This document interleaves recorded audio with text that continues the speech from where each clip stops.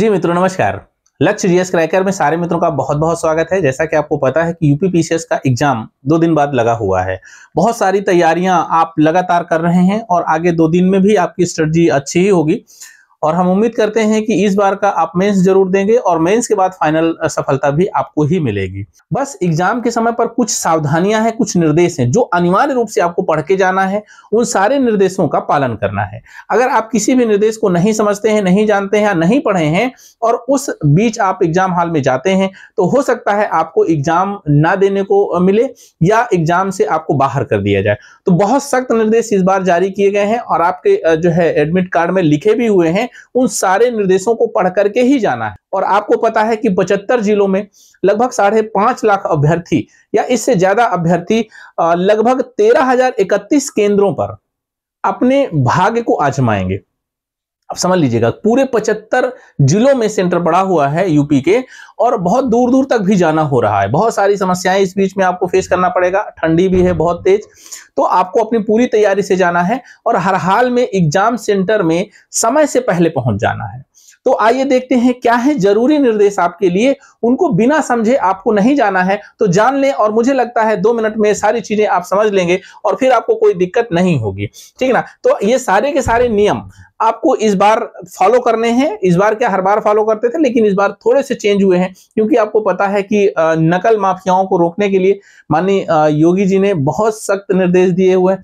अगर किसी भी प्रकार से पेपर लीक होता है, पेपर आउट होता है या पेपर के प्रति अफवाह फैलाई जाती है, उन सारी कंडीशन में 1 करोड़ रुपए जुर्माना। आप समझ सकते हैं इतनी भारी भरकम राशि। ये सरकार का निर्देश है, कानून बन चुका है। 1 करोड़ रुपए जुर्माना और आजीवन कारावास हो सकती है। पेपर देने को मिलेगा, भविष्य में नहीं मिलेगा वो तो सेकेंडरी हो गया। जब आजीवन जेल में रहेंगे तो फिर कर क्या पाएंगे। तो ये सारे निर्देश आपके लिए हैं और जरा इनको समझ लीजिएगा। देखिए इस बार जो है एडमिट कार्ड में ही आपके लिखा हुआ है सबसे पहले कि आप फर्स्ट मीटिंग का जो पेपर है वो आपका 9:30 बजे से है। ठीक ना, 9:30 बजे से 9:30 AM से आपका पेपर लगा हुआ। लेकिन निर्देश क्या है, रिपोर्टिंग टाइम क्या है, 8 बजे है।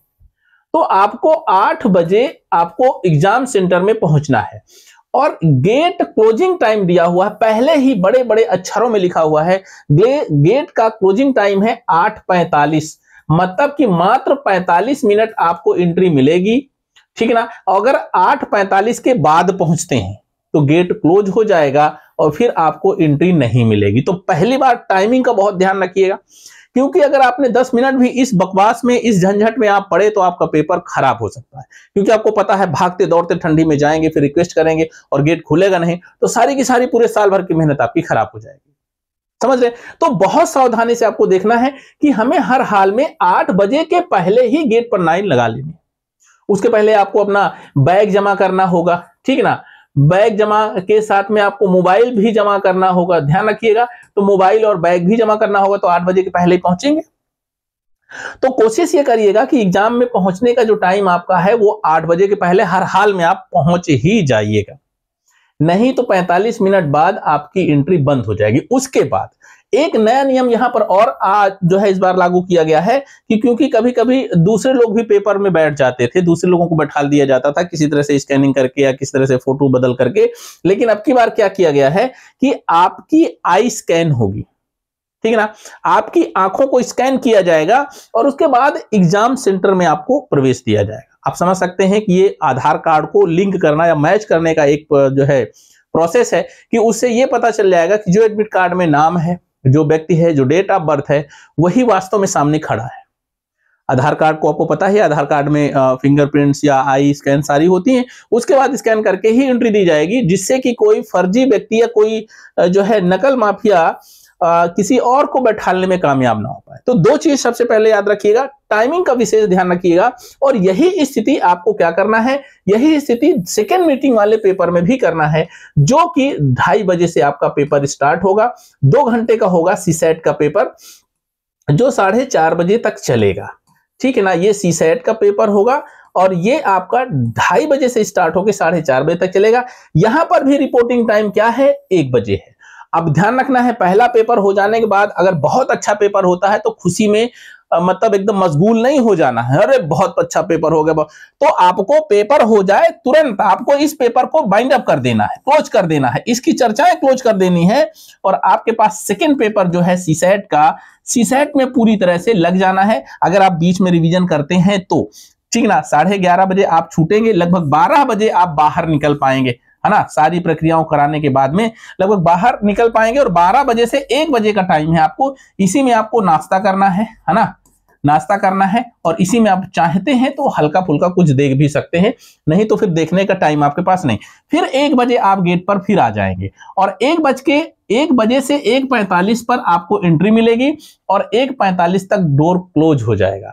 मतलब ये कि 2:30 बजे से पेपर शुरू होने वाला है और 1:45 तक एंट्री मिलेगी, अर्थात 45 मिनट क्या होगा, 45 मिनट आपको अपने जो है कक्ष में जाना है, ठीक ना, वहां पर इत्मीनान से बैठना है, स्कैनिंग होगी, उसके बाद आपको आंसर शीट मिलेगी, फिर आपका पेपर स्टार्ट हो जाएगा, ठीक है।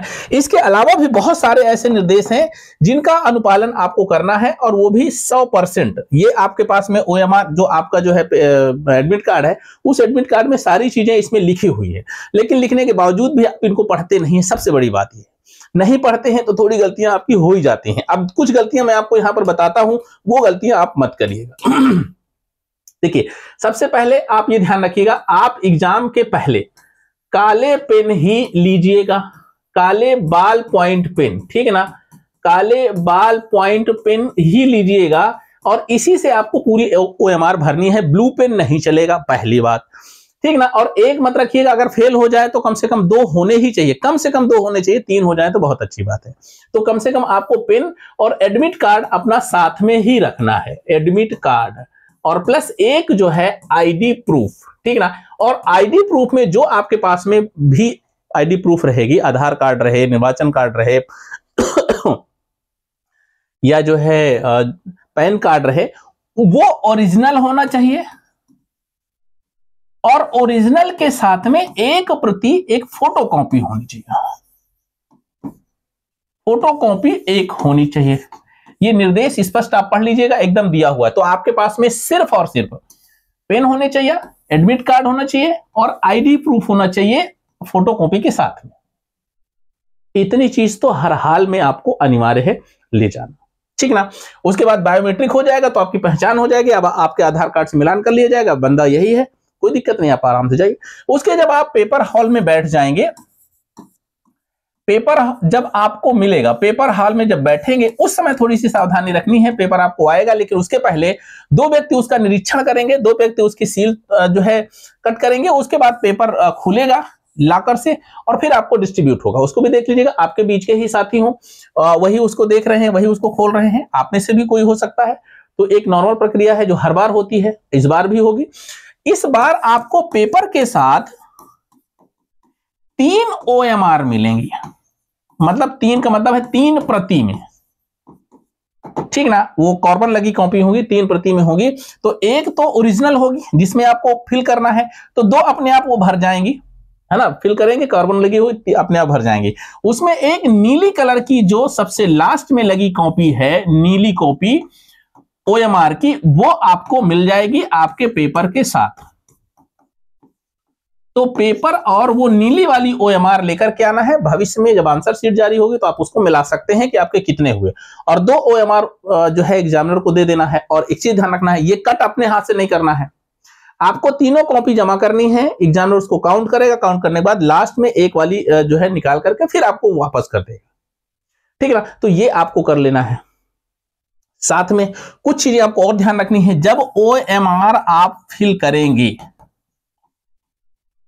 भरेंगे, ठीक है ना, तो उस समय पर कुछ निर्देश और आपको फॉलो करने हैं कि अगर आपने OMR में गोला जैसे 4 होते हैं और 4 में आपने सही आंसर आपको लगा कि B सही है, और आपने B को काला कर दिया, ठीक है ना, B को आपने ऐसे काला कर दिया। और ध्यान रखिएगा, पेन थोड़ा सा मोटा रखिएगा, पेन मोटा रखिएगा, समय बचाएगा, और एक एक सेकेंड, एक एक मिनट आपके लिए बहुत इंपॉर्टेंट है।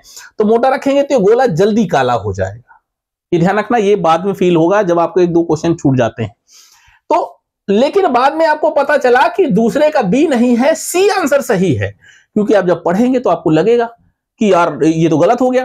तो जब आपको सी लगे तो अब क्या करेंगे, अब कुछ नहीं कर सकते हैं। और अगर आपने इसको कट किया है ना, फिर इसको भी भर दिया, तो इस तरह से अगर आप करते हैं तो ये पूरा का पूरा क्वेश्चन कंप्यूटर चेक नहीं करेगा और कॉपी खराब हो जाएगी, मतलब कि ये क्वेश्चन गलत हो जाएगा, पहली बात। और अगर आपने कहीं इसमें व्हाइटनर लगाया, ब्लेड है ना, बहुत सारे साथी जो है ब्लेड पूछते हैं, भाई ब्लेड है ना, पूछ रहे व्हाइटनर है, व्हाइटनर निकालेंगे तोप देंगे उसमें ना, ब्लेड भैया ब्लेड है, दोनों गलती हो गई। ओएमआर भरते समय बहुत सावधानी करनी है कि जब आप नाम और रोल नंबर भरते हैं, रोल नंबर के समय भी बहुत सावधानी करनी है। यहां पर मान लीजिए 0, 350, 512, ये आपका मान लीजिए रोल नंबर है, तो इसके नीचे जो कॉलम बने होते हैं इसमें 0, 1, 2, 3 रहते हैं। तो पहले 0, पहले इत्मीनान से इसको भरिए, उसके बाद में एक नंबर उठाइए 0 काला कर दीजिए, ऐसे ही फिर 3, 1, 2, 3 यहां आ गया 3 काला कर दीजिए, 5, 1, 2, 3, 4, 5 काला कर, इस तरीके से आपको काला करना है, एक भी गलती यहां पर नहीं करनी। पूरे साल की मेहनत खराब हो जाती है और फिर किस्मत में हाथ धर के रोते हैं कि क्या बताएं सर, ये गलती नहीं होती तो अब और मेरा निकल जाता। वैकेंसी बहुत अच्छी है, चांस बहुत अच्छे हैं, इसलिए इस चांस को गंवाना नहीं है हर हाल में। तो यहां पर ना तो ब्लेड को चलाना है, ना तो व्हाइटनर चलाना है, और ना ही इसमें जो है इसको कट करना है, अन्यथा ये खराब हो जाएगा। आपको सावधानी रखनी है। 2 का क्वेश्चन आप पढ़ेंगे, थोड़ा सा भी कंफ्यूजन है तो कंफ्यूजन वाले को क्वेश्चन पेपर में आप गोला करिए, आगे निकल जाइए, बाद में लास्ट में जब टाइम आपको मिलता है तो फिर इनको भरना शुरू करिए। क्यों? क्योंकि 1/3 माइनस मार्किंग है, हर हाल में आपका नुकसान ही करके जाएगी। थोड़ा सा भी गलती हुई 1/3 माइनस मार्किंग है, अगर 3 धोखे में गलत कर दिया तो एक सही वाला क्वेश्चन भी कट जाएगा। और आप समझिए माइनस मार्किंग में मैं आपको एक मेरिट वाला भी अभी वीडियो बना करके दे रहा हूं, मेरिट भी देखिएगा किस तरह से मेरिट घटती है, किस तरह से बढ़ती है, एक पॉइंट की लड़ाई होती है।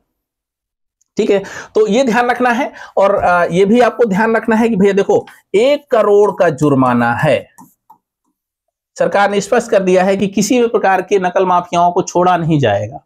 और कोई भी अभ्यर्थी, मैं बता रहा हूं, जो बहुत जो है छोटे मोटे नकलची होते हैं वही पकड़ के सबसे ज्यादा मरोड़े जाएंगे। तो इसलिए किसी भी हाल में कोई भी चिट, कोई भी पर्ची अपने हाथ से अपने साथ में बिल्कुल मत ले जाइए, कहीं भी कोई उस तरह का प्रयास मत करिए। जितनी मेहनत करी है 100% गारंटी है इतने में आप मेंस लिखेंगे, ठीक ना, और नहीं तो फिर आजीवन कारावास के लिए भी तैयार रहिएगा, ठीक ना। तो ये निर्देश हैं, इनका पालन करना है और हर हाल में पेपर को बहुत अच्छे से देना है। हमने आपको बताया था कि जो लखनऊ साथी आ रहे हैं उनके लिए हमारे यहाँ व्यवस्था है, लगभग 50-45 की व्यवस्था है, आप आराम से यहाँ आ सकते हैं। रुकने की व्यवस्था है, ध्यान रखना, कोचिंग सेंटर है और यहाँ पर आपको पता है 1-2 बाथरूम होंगे, नहाने की कोई व्यवस्था होती नहीं है। तो आप थोड़ा पानी वानी आपको मिल जाएगा बढ़िया सा, आप सुबह मुंह धुल सकते हैं, अच्छे से ब्रश कर सकते हैं, उसके बाद आप यहाँ से एकदम सीधे सेंटर निकलिए और आप आराम से पेपर दीजिए। तो रात में अगर किसी को कोई दिक्कत है, भाई देखो अगर पैसे हैं आपको तो आपके पास होटल भी हैं, आपके पास और व्यवस्थाएं भी होंगी। हम उन अभ्यर्थियों की व्यवस्था कर रहे हैं जिनके पास लखनऊ में कोई नहीं है और रुकने का भी स्थान नहीं है। इस तरह की कड़ाके की ठंड में गद्दा, रजाई और शाम का नाश्ते का या खाने का इंतजाम हम कर देंगे, ठीक है। तो मिलते हैं अगली वीडियो में, मेरिट के सहित, मेरिट वाला वीडियो जरूर देखिएगा। तब तक के लिए नमस्कार, जय हिंद।